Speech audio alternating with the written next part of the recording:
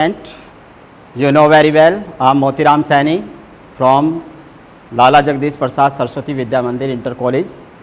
और जो ये वीडियो बन रही है ये आपको लास्ट तक देखनी है प्यारे विद्यार्थियों। आज का हमारा टॉपिक है प्रत्यास्थता से, इलास्टिसिटी से, और वो टॉपिक है प्रतिबल। यानी कि आपका नाम ही क्लियर हो रहा है, प्रतिबल।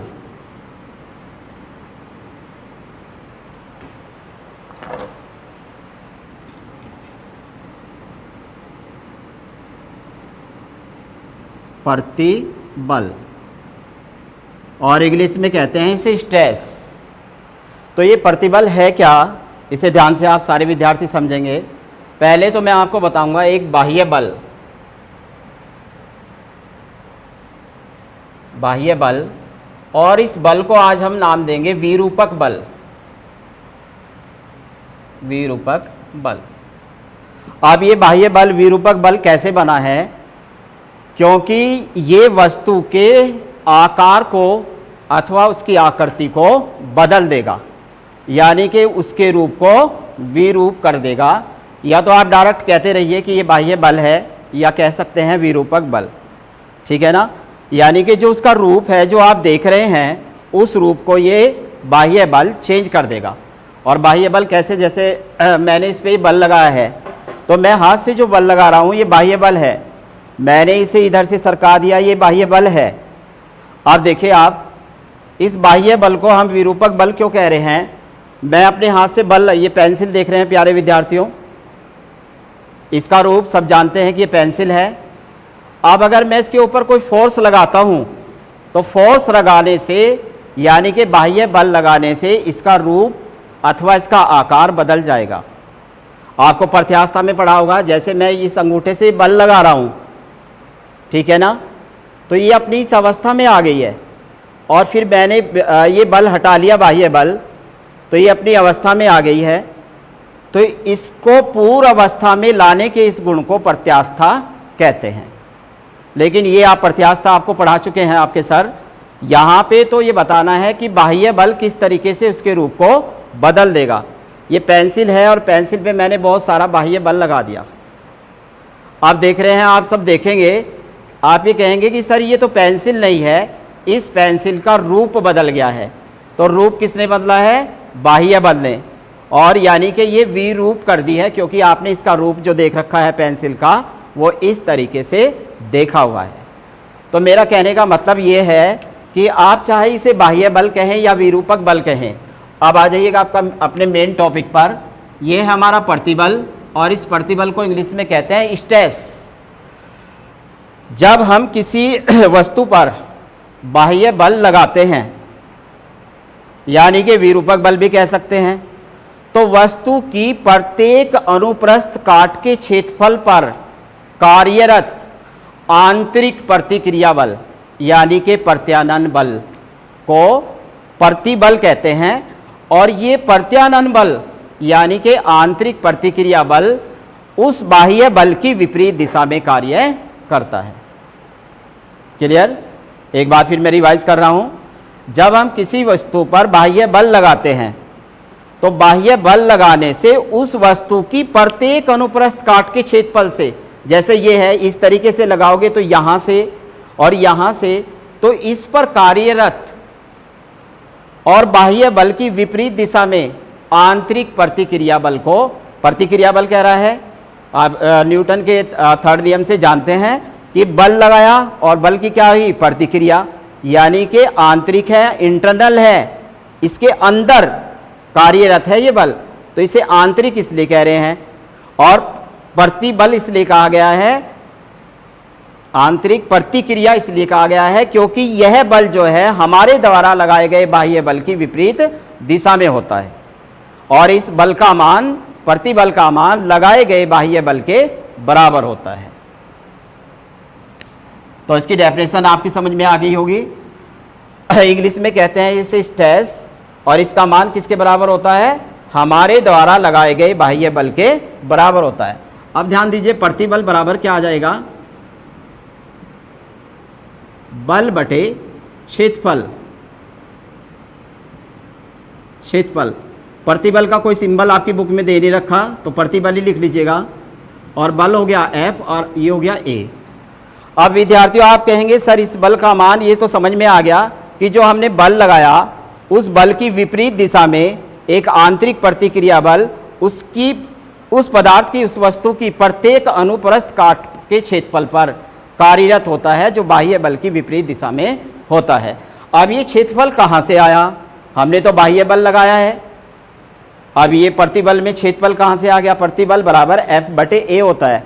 अब ध्यान दीजिएगा, मैं हाथ से अगर बल लगा रहा हूं तो कितने हिस्से पे बल लगाया जा रहा है? जितना मेरा हाथ है। तो ये बल और ये वाला क्या हो जाएगा? क्षेत्रफल। समझ रहे हैं प्यारे विद्यार्थियों? तो यहां पे लगाया गया बाह्य बल और क्या हो जाएगा? क्षेत्रफल। आप ध्यान देंगे जरा, आप मेरा अंगूठा देख रहे हैं, मैं अंगूठे से इस पर एक बल लगा रहा हूं। अंगूठा मेरा क्या लगा रहा है? बाह्य बल। और इसके इतने ही क्षेत्रफल से अनुप्रस्थ काट के क्षेत्रफल पर कार्यरत आंतरिक प्रतिक्रिया बल, जिसे प्रत्यानयन बल भी कहते हैं, प्रतिबल कहलाता है। अब देखना जरा, जब मैं अंगूठे से ऐसे बल लगा रहा हूं, आप देख रहे हैं, तो मेरे अंगूठे पे एक साइन आ रहा है। तो ये साइन जो है आपको ये शो कर रहा है कि ये जो बल लगाया गया है आपके अंगूठे द्वारा इतने क्षेत्रफल पर लगाया। और पेंसिल का भी कितना क्षेत्रफल था? सेम। तो both are equal and force are equal. दो बल भी बराबर हो जाएंगे और वो क्षेत्रफल भी बराबर हो जाएगा। आपको ज़्यादा समझ में आ जाएगा। देखिएगा जरा, जैसे मैंने अभिलंबत बल लगाया है, ऐसे ये अंगूठे पे ऐसे लगाया, यहाँ पे ये बल लगा रहा हूँ मैं, बाह्य बल। तो इधर से मेरे हाथ के अनुप्रस्थ काट के प्रत्येक क्षेत्रफल पर कार्यरत आंतरिक प्रतिक्रिया बल, प्रत्यानयन बल को प्रतिबल कहते हैं। अब आप देख रहे हैं कि मेरे हाथ पे एक साइन बना हुआ है। तो ये साइन कितना बना हुआ है? जितना इसका क्षेत्रफल था। तो प्रतिबल बराबर क्या आ जाएगा? बल बटे क्षेत्रफल। और इस पर आपके न्यूमेरिकल भी आ जाते हैं। अब प्रतिबल का जो मात्रक है, मात्रक सारे विद्यार्थी जानते हैं, बल का जो मात्रक होता है न्यूटन, और क्षेत्रफल का मात्रक होता है मीटर स्क्वायर। तो ये इसका न्यूटन प्रति मीटर स्क्वायर मात्रक आ गया है। अब इसकी विमा देख लीजिएगा। न्यूटन की विमा पता है विद्यार्थियों आपको? न्यूटन की विमा होती है mL/T-2 और क्षेत्रफल की हो जाएगी आपके पास, पता है आपको, लिखा है मैंने मीटर स्क्वायर। और मीटर स्क्वायर में मीटर को किससे शो करेंगे हम? L से। तो ये हो जाएगा आपके पास L²। तो जब यहाँ पुट करते हैं तो ये हो गया mL/T-2 और ये हो जाएगा आपके पास L⁻²। एक L गया तो यहाँ हो गया हमारे पास mL-1T-2। तो ये हमारे पास इसकी विमा आ गई। प्रतिबल, जब किसी वस्तु पर बाह्य बल लगाया जाता है, वस्तु की प्रत्येक अनुप्रस्थ काट के क्षेत्रफल पर आंतरिक प्रतिक्रिया बल यानी कि प्रत्यानयन बल को प्रतिबल कहते हैं। और यह बल हमारे द्वारा लगाए गए बाह्य बल की विपरीत दिशा में होता है। प्रतिक्रिया बल यही शो कर रहा है। तो प्रतिबल बराबर F/A आ जाएगा। इस बल का मान हमारे द्वारा लगाए गए बाह्य बल के बराबर हो गया। क्षेत्रफल मैंने आपसे बताया कि क्षेत्रफल उतना ही होगा जितना पर आप बल लगा रहे हैं। मात्रक आ जाएगा न्यूटन पर मीटर स्क्वायर। न्यूटन की विमा लिखी है मैंने mL/T-2, क्षेत्रफल L⁻²। तो ये हो गया mL/T-2। अब एक विद्यार्थियों यहाँ एक क्वेश्चन बनता है कि एक ऐसी भौतिक राशि का नाम बताइए जिसकी विमा प्रतिबल की विमा के बराबर है। तो दाब है हमारे पास, आप जानते हैं दाब को। दाब का मात्रक क्या होता है बच्चों? न्यूटन प्रति मीटर स्क्वायर। तो विमा क्या आ जाएगी इसकी? mL-1T-2। और यहाँ पे हमारे यंग प्रत्यास्थता गुणांक, आयतनात्मक प्रत्यास्थता गुणांक, दृढ़ता गुणांक, इन सब का मात्रक जो है आपका न्यूटन पर मीटर स्क्वायर होता है। तो मैंने आपसे 4 राशियां गिनवा दी, प्रतिबल और आपका यंग प्रत्यास्थता गुणांक और आयतनात्मक प्रत्यास्थता गुणांक और दृढ़ता गुणांक और दाब, इन सब के मात्रक न्यूटन पर मीटर स्क्वायर होते हैं। और इनकी विमा क्या आ जाएगी हमारे पास, ml-1t-2। ये थी परिभाषा प्रतिबल की। अब विद्यार्थियों, प्रतिबल हमारे 3 प्रकार के होते हैं, ज़्यादा एक्सप्लेन करने की जरूरत नहीं है। प्रतिबल 3 प्रकार के होते हैं।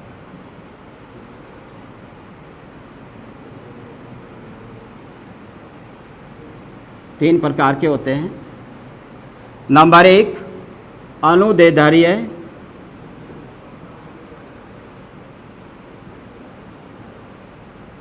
प्रतिबल। पहले तो आप इसी प्रतिबल को सुन लीजिएगा। अनुदैर्ध्य बोलता है वैसे, ये अनुदैर्ध्य है वैसे तो ये अनुदैर्ध्य प्रतिबल, और इंग्लिश में कहते हैं इसे लॉन्जिट्यूडनल स्ट्रेस।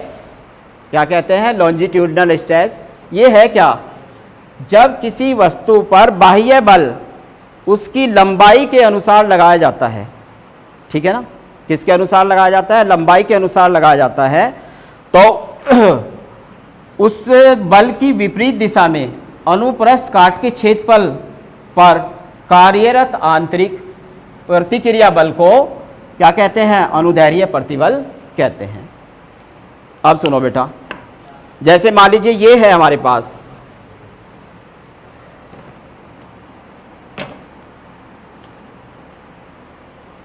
ये डोरी ले रहे हैं आप यहां पे, ठीक है ना, पता नहीं आपको कैमरे में दिखाई देगी, देखिए ये डोरी ले रहे हैं आप यहां पे, तो इसकी अनुप्रस्थ काट का क्षेत्रफल मैंने ये माना है, यहां पे माना है, और ये मैं इसके ऊपर यहां पे बाह्य बल लगा रहा हूं, या कोई भार लटका देते हैं हम इस पे, तो जब भार इसके ऊपर यहां लटकाएंगे तो ये ऐसे जाएगा हमारे पास, तो यानी कि बाह्य बल की डायरेक्शन कहां को है, नीचे की ओर, और एक बल कहां को काम कर रहा है, ऊपर की ओर। तो ऊपर की ओर जो ये बल कार्य कर रहा है इसे प्रत्यानयन बल कहते हैं, क्योंकि इसकी प्रत्येक अनुप्रस्थ काट के क्षेत्रफल पर एक कार्यरत आंतरिक प्रतिक्रिया बल कार्य कर रहा है, जिसकी दिशा हमारे द्वारा लगाए गए बाह्य बल के विपरीत होती है। तो यानी कि जो लंबाई के रूप में बल कार्य कर रहा है हमारा बाह्य बल, और प्रतिक्रिया बल इसकी अपोजिट डायरेक्शन में, तो वो आ जाएगा हमारे पास अनुदैर्ध्य प्रतिबल में। और प्रतिबल हमारा कोई सा भी हो विद्यार्थियों, मात्रक इसका जो सूत्र आएगा वो आपका F/A ही आएगा, और मात्रक भी क्या रहेगा इसका, न्यूटन प्रति मीटर स्क्वायर, और विमा भी ये आ जाएगी mL-T-2, और ये हो जाएगी L⁻²। तो यहाँ L से L गया तो ये आ गया हमारे पास mL-1T-2।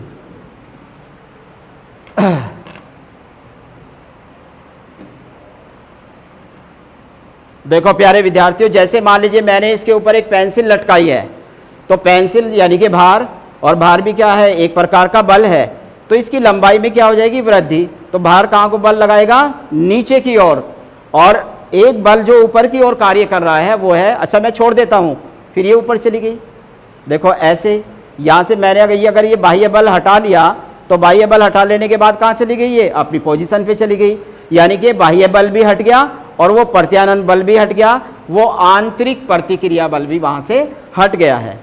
तो ये बल जो कार्य करेगा ये हमारे द्वारा लगाए गए बाह्य बल की विपरीत दिशा में कार्य करता है। तो जब बल हम उस किसी वस्तु की लंबाई के अकॉर्डिंग लगाते हैं तो वहाँ आ जाता है हमारे पास अनुदैर्ध्य प्रतिबल।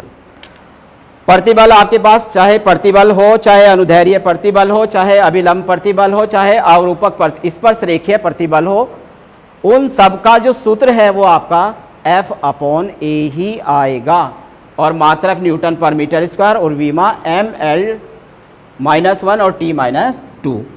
अब दूसरा देखिएगा अभिलंब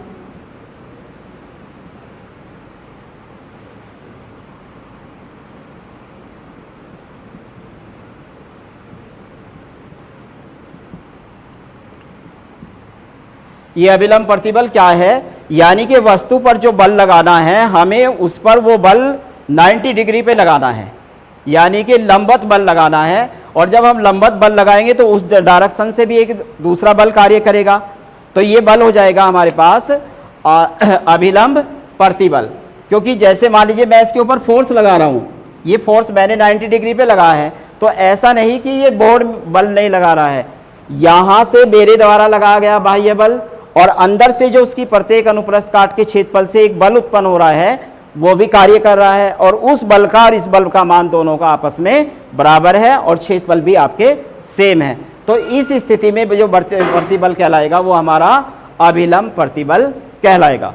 जैसे गुब्बारा है, इस गुब्बारे पे अगर हम एक बल लगाएं तो ये बल देख रहे हैं आप जरा, ये बल ऐसे नहीं लगा रहा हूं मैं, ऐसे करके लगा रहा हूं मैं, ऐसे नहीं लगा, ऐसे भी लगा सकते हैं 90 डिग्री के एंगल पे, इसका सरफेस ये है या इसका सरफेस ये है, तो ये 90 डिग्री पे ये लगा और मेरे हाथ पे असर पड़ रहा है क्योंकि ये गुब्बारा भी क्या लगा रहा है बोलो, ये भी एक प्रकार का बल लगा रहा। अगर मैं इसे, मेरी उंगलियां देखो ऐसे हिल रही हैं, तो यानी कि ये गुब्बारे के अंदर जो एयर है या गुब्बारे का सरफेस है, ये सरफेस भी क्या कर रहा है, बल लगा रहा, मेरे द्वारा बाह्य बल और उसके द्वारा आंतरिक प्रतिक्रिया बल, प्रत्यानयन बल कार्य कर रहा है, यही प्रतिबल होता है और इस प्रतिबल को हम अभिलंब प्रतिबल कहते हैं। दाब की परिभाषा से एकांक क्षेत्रफल पर कार्य करने वाले बल को दाब कहते हैं। तो दाब का जो सूत्र है P बराबर F/A। तो यहाँ इस प्रतिबल के लिए हम दाब का भी प्रयोग कई बार करते हैं, सूत्र में मैं आपको बताऊंगा, यानी कि F/A ये प्रतिबल किस रूप में लिया हमने, P के रूप में लिया है, यानी कि दाब के रूप में। एकांक क्षेत्रफल पर कार्य करने वाले लंबवत बल को क्या कहते हैं, दाब कहते हैं। और यहाँ पे जो बल लगाया मैंने, बाह्य बल लगाया, वो लंबवत लगाया है, तो लंबवत लगने वाला बल क्या बन गया, दाब बन गया। तो ये अभिलंब प्रतिबल P के रूप में भी हम शो कर सकते हैं। वही सूत्र इसका भी यही आएगा, F/A मैंने आपसे बताया है, मात्रक सेम रहेगा और विमा भी इसकी सेम रहेगी। तो विद्यार्थियों मैंने आपसे प्रतिबल की परिभाषा बताई है, प्रतिबल के दो प्रकार बताए हैं, और तीसरा देखिएगा आपका यह है स्पर्श रेखीय प्रतिबल।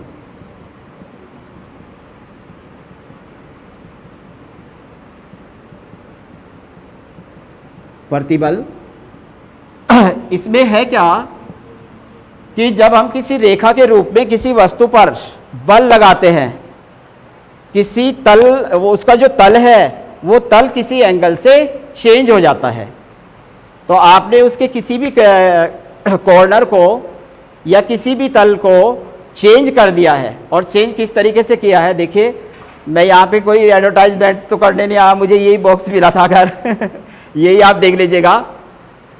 ये देखे बेटे, जैसे ये है हमारे पास बॉक्स है, ये देख रहे हैं हम, तो मैं यहाँ पे इस पे बल लगा रहा हूँ, तो आप देखिए इसके आयतन तो वही रहेगा, बट क्या हो गया इसका, जो ये सरफेस ऐसे था, ऐसे सीधा सरफेस था ये सीधा, और मैंने इस रेखा को ऐसे दबाया यहाँ से रेखा के रूप में, ये ऐसे, समझ रहे हैं आप।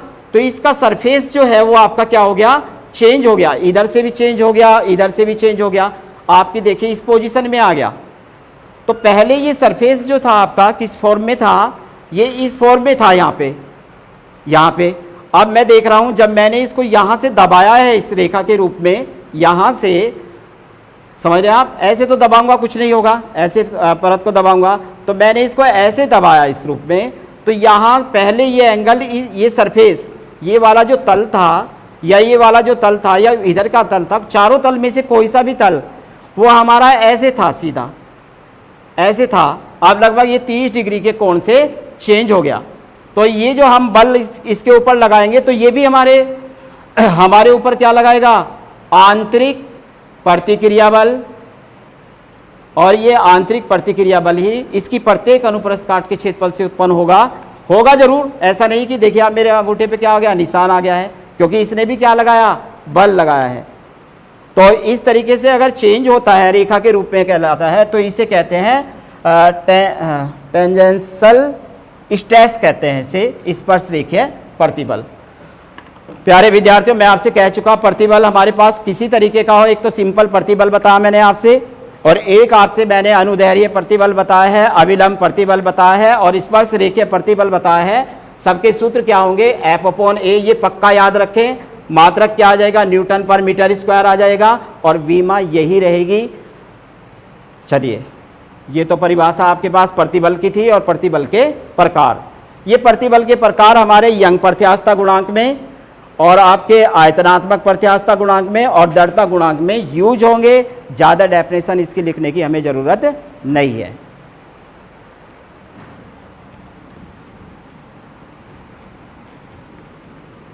और सेकंड टॉपिक जो है बेटा मेरा विकृति।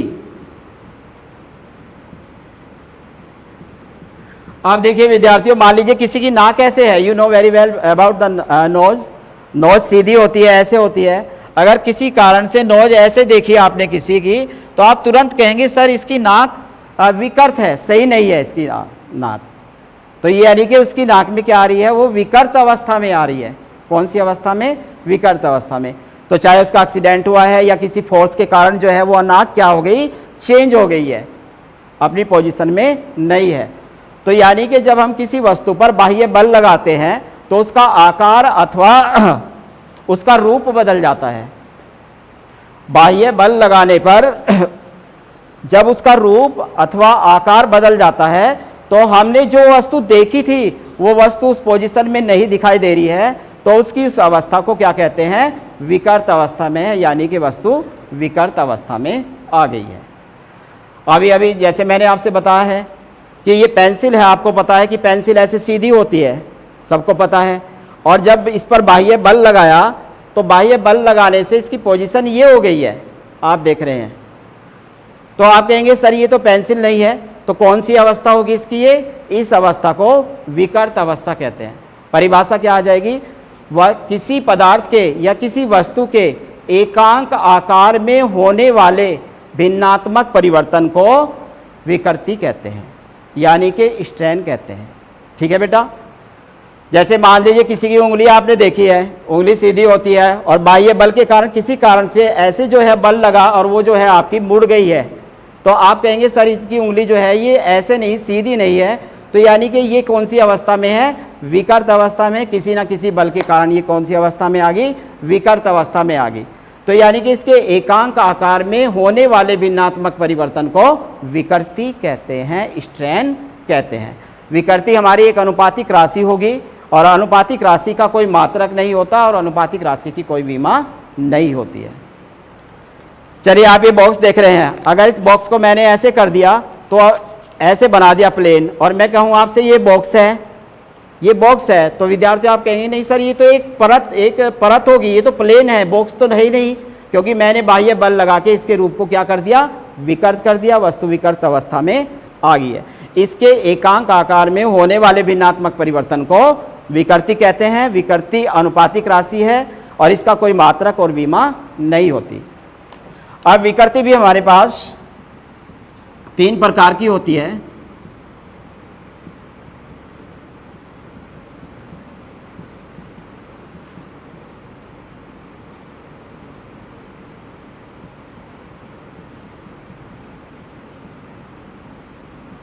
एक तो है आपके पास वही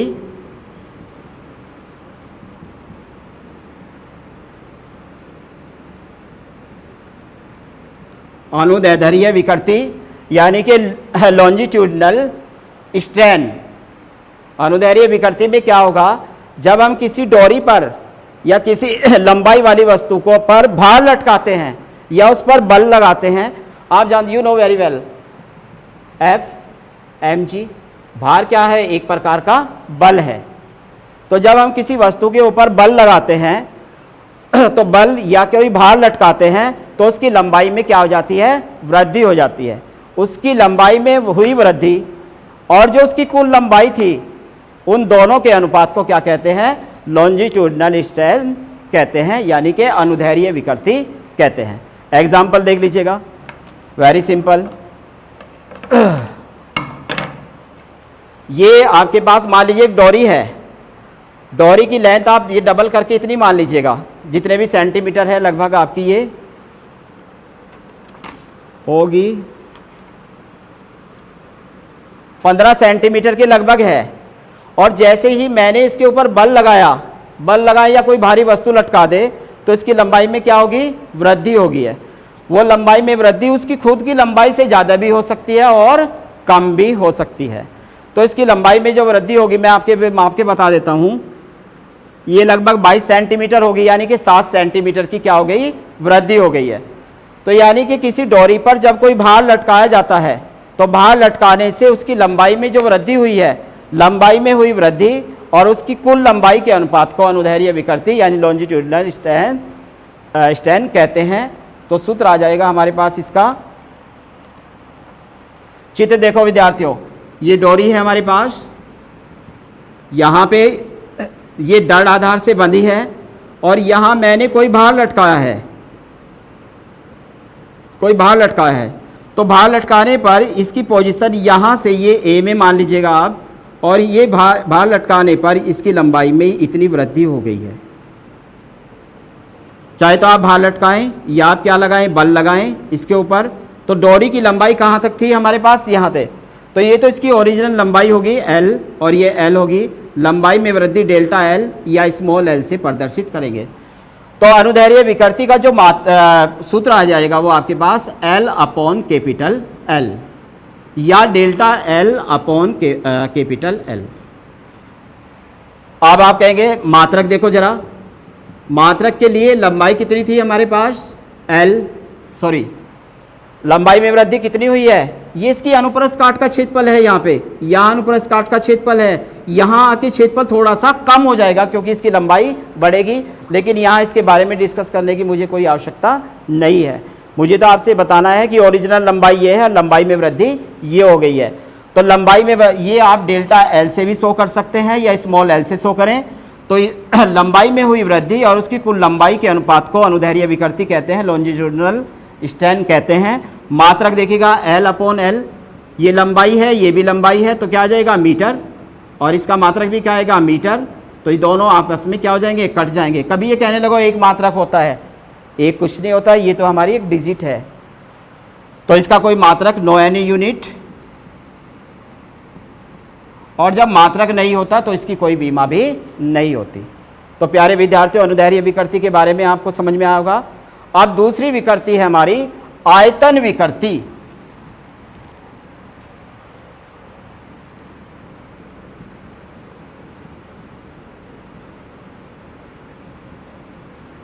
मैंने आपसे तीन प्रतिबल बताए थे।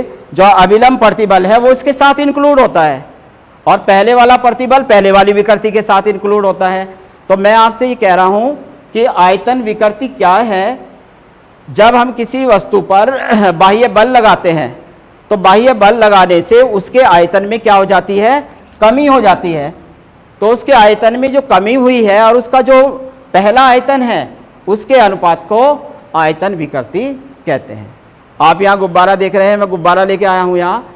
आप देखेंगे जब मैं इसके ऊपर बल लगाऊंगा, ये देखेगा आपके पास, यहाँ ये देखेगा एयर तो इसमें इतनी है, लेकिन ये गुब्बारे का आयतन क्या हुआ है बोलो, यहाँ से आप देख रहे हैं इतना वॉल्यूम क्या हुआ है, कम हुआ है। इसकी शेप तो ऐसी है।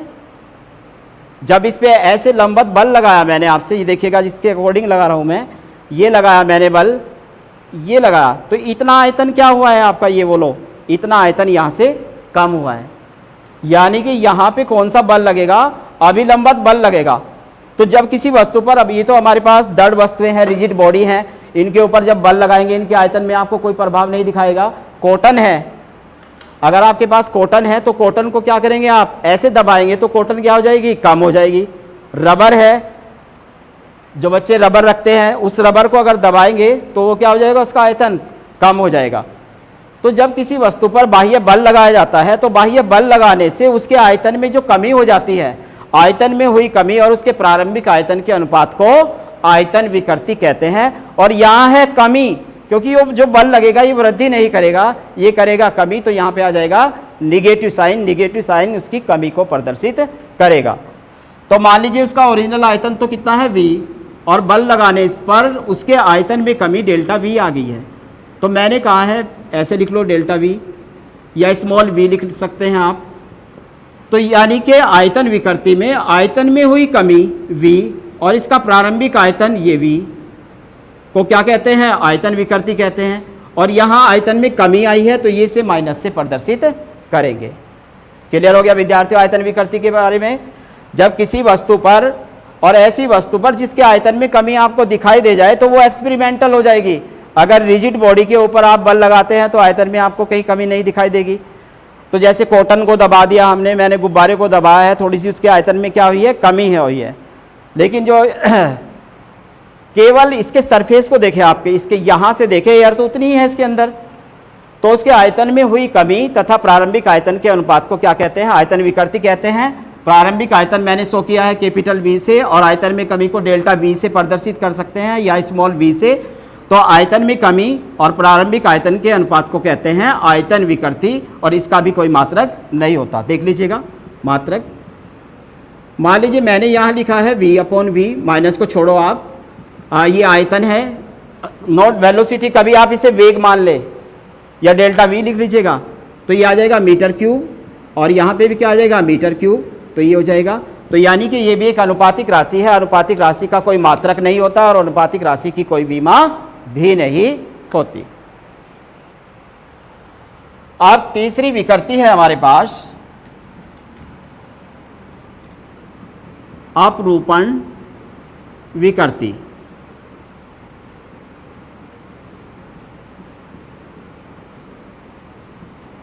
इस विकृति में क्या होगा, आपकी बुक में तो केवल सिंबल थीटा दिया है, ऐसे थीटा दिया है कि थीटा हमारे पास जो है वो अपरूपण विकृति है और इसका कोई मात्रक नहीं होता और इसका कोई विमा नहीं होती। मैं समझता हूं कि उन्हें ऐसे दिखानी चाहिए थी, थीटा डेक्स बराबर डेल्टा थीटा अपॉन थीटा, ऐसे ये विकृति मेरी राय से शो करनी चाहिए थी। चलो कोई बात नहीं है, आप देखिएगा जैसे मैंने अभिलंब प्रतिबल में आपसे बताया था क्या, कि मैं इसके ऊपर बल लगा रहा हूं, तो ये सरफेस जो है हमारे पास था, तो हमारा ये सरफेस ऐसे, ये था सरफेस ऐसे, और ये सरफेस इतने एंगल से क्या हो गया, चेंज हो गया। तो जब इसका ये सतह जो है ये सारी चेंज हो गई है, तो ये अवस्था, ये बॉक्स आपने ऐसे देखा था, लेकिन अब कौन सी अवस्था में देख रहे हैं, विकृत अवस्था में देख रहे हैं, विकृत अवस्था में देख रहे हैं। तो यहाँ पे जो विकृति आ जाएगी वो हमारे पास कौन सी विकृति आ जाएगी, अवरूपण विकृति आ जाएगी हमारे पास, और इसे हम थीटा से प्रदर्शित करते हैं। मैं तो ये कहूँगा कि कितने एंगल से वो सरफेस चेंज हो गया, वो डेल्टा थीटा होना चाहिए, और ये उसका पहला एंगल होना चाहिए, जैसे 90 डिग्री पे था, फिर वो ऐसे चेंज हुआ तो delta theta upon theta, but आपकी बुक में थीटा से शो करा तो ऐसे ही थीटा भी आप शो कर लेंगे। इसका भी कोई मात्रक नहीं होता, यह भी अनुपातिक राशि है और इसकी भी कोई विमा नहीं होती है। तो विद्यार्थियों, मैंने आपसे बताए हैं प्रतिबल, प्रतिबल के प्रकार, विकृति और विकृति के प्रकार, और ये व्हाट्सएप पे मैंने आपको भेज रखे हैं, कोई प्रॉब्लम होगी तो आप पूछ सकते हैं। अब सुनिएगा हुक का नियम, इस वीडियो का लास्ट टॉपिक है ये।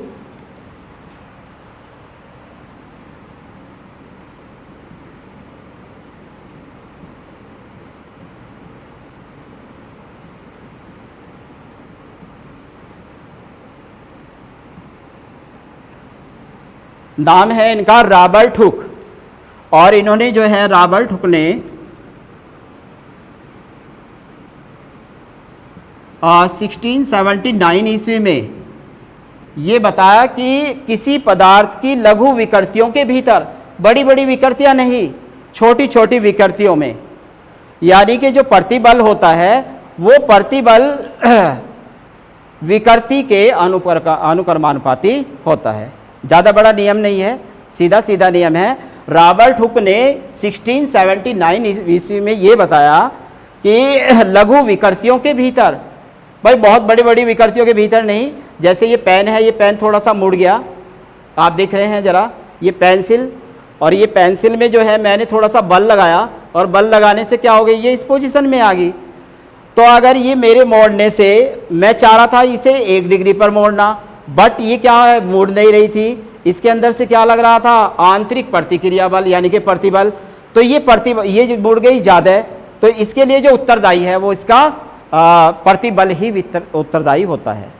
यानी कि रॉबर्ट हुक ने 1679 ईस्वी में बताया लघु विकृतियों के भीतर किसी पदार्थ में उत्पन्न विकृति के लिए प्रतिबल उत्तरदायी होता है, यानी कि प्रतिबल विकृति के समानुपाती होता है। जितना ज़्यादा बल लगेगा उतना ही अंदर से प्रतिबल होगा, उतनी ही वो वस्तु विकृत हो सकती है। आप बुरा तो मत मानना विद्यार्थियों, कोई बच्चा मान लीजिए टीचर से कोई बहस कर रहा है, तो टीचर ने धीरे से ऐसे धमका दिया उसको, तो यानी कि उसके अंदर से और एक प्रकार का प्रतिबल निकल रहा है, तो वो टीचर से और बहस करने लगा, तो उसने 2-3 मार दिए, तो यानी कि उसके चेहरा जो है उधर से थोड़ा सा गर्दन में ऐसे हो गया है। तो अगर वो विरोध ना करता तो उसके चेहरे की, उसकी गर्दन में इस तरीके की विकृति नहीं आती। कहने का मतलब यह है कि अगर वस्तुओं में विकृति आई है तो उन विकृतियों के लिए 100% प्रतिबल उत्तरदायी होता है, यानी कि प्रतिबल समानुपाती विकृति। तो ये आ जाएगा, इन्होंने कहा है प्रतिबल समानुपाती विकृति। Eliminate the sign of the proportional, there will be sign of equal and a constant, and constant is E, and this constant is said to be elastic constant. तो प्रतिबल बराबर हो जाएगा आपके पास, यहाँ बराबर आ जाएगा, आप सब बच्चों को पता है, ई, और ये आ जाएगा गुणा विकृति। तो ये हो जाएगा ई बराबर हमारे पास प्रतिबल बटे विकृति, ये आ जाएगा प्रतिबल बटे विकृति। तो यहाँ देख रहे हैं आपके पास ई, जहाँ हमारे पास, जहाँ ई जो एक नियतांक है जिसे प्रत्यास्था गुणांक